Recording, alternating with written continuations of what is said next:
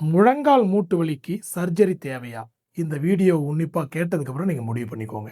முழங்கால் மூட்டு வலிய கண்டிப்பா குணப்படுத்தலாங்க. இது வயதுக்கு தகுந்த மாதிரி சிகிச்சையினுடைய கால அளவுகள் வேணா மாறுபடலாம். முழங்கால் மூட்டு வலினாலே எல்லாமே எலும்ப மட்டும் தான் டார்கெட் பண்றாங்களே ஒழிய, இதுல எலும்பு மட்டும் தான் பிரச்சனையா? அப்படின்றத நம்ம கவனிக்கணும். அதாவது முழங்கால்ல எலும்பு மட்டும் இல்லாம அத சுத்தி இருக்கிற மசிலால பிரச்சனை வரலாம். அதுக்கு போற ரத்த ஓட்டத்தால பிரச்சனை வரலாம். அது உள்ள இருக்கிற சைனோவியல் ஃப்ளூயிடால பிரச்சனை வரலாம். தண்டுவடத்தால கூட பிரச்சனை வரலாங்க. அல்லது நரம்பு பிரச்சனையால கூட வலி வரலாம். இதுக்கு நம்ம அக்குபஞ்சர் மருத்துவம் மற்றும் அதை சார்ந்த மருத்துவ முறைகள் என்ன சொல்லுது அப்படின்னா, எலும்பு மற்றும் கார்டிலேஜ்ல பிரச்சனை இருக்குன்னு வச்சுக்கோங்க. சிறுநீரகத்தை பூஸ்ட் பண்ணணும். அடுத்து அந்த முழங்கால் மூட்டை சுத்தி இருக்கக்கூடிய மசில்ஸ் தசையில பிரச்சனைனா மண்ணீரல பலப்படுத்தணும். அதே சமயத்துல ரத்த ஓட்டத்துல பிரச்சனைனா இருதயத்தையும், தண்டுவடத்துல பிரச்சனை, நரம்புகள்ல பிரச்சனைனா கல்லீரலையும் பலப்படுத்துங்க. இதனால தான் நான் சொல்றேன், கண்டிப்பா முட்டி வலிய ஈஸியா சரி பண்ண முடியும்னு. மேலும் இத பத்தி நீங்க தெளிவா தெரிஞ்சுக்கணும்னா, வீடியோ கீழ கமெண்ட்ல